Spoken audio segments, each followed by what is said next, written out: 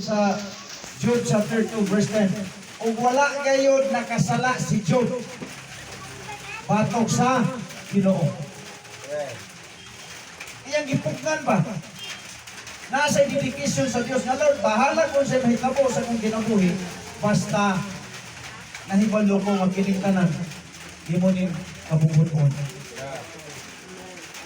Otong isulti kanina, kung nagpapadlong ka, kunya tunay dalang problema ang iabot, ulata na, di ka sa Ginoo.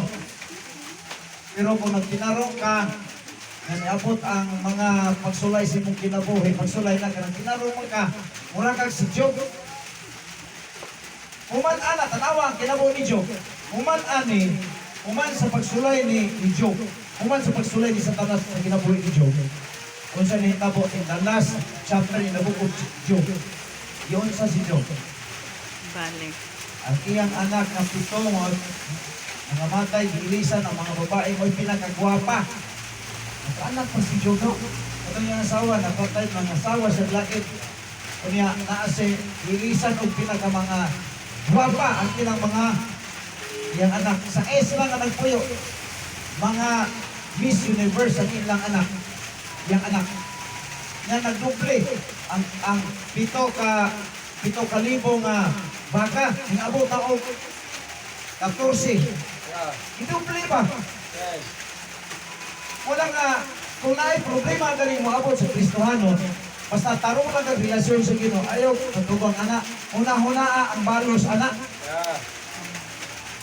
Pero kung wagi po ka nagtinarong, hindi ka maghuna-huna na blessing anak, latigo na. Ang buhat ko na sa Kristohanon na nga naglatigo, hindi mo na lang ang Lord sa sunod, hindi na pumuusap. Gusto na na ko ni. Muna ang dapat response sa Kristohanon kung siya nagpasagad sa kinabuhi. Andun ay problemang mabot. Tawag na siya o bunal. Hebrews chapter 2 at chapter 12 verse number 6 sa may Bible. Ay kastiguhon ang tanan nga iyang sinakop. Og latusod katong iyahang mga anak. O di mong anak kasi pinubunalan, ika. Diba? Okay. Muna makita na ito diri, tulog kabutang sa gitawag man o integrity na humility. Sunod na ay consistency na identification na ay kanang mapinadayonon mga igsoon. Ididikit na to ang itong kinabuhi sa Ginoo. Muna nga, kung naana ni mo nga tulog ka prinsipyo sa imo ang pagkatao karon, I believe na di kasala patog sa Ginoo. Kung sa may tabo, pailalong sa Ginoo. Ako, nalipay ko kayo ninyo.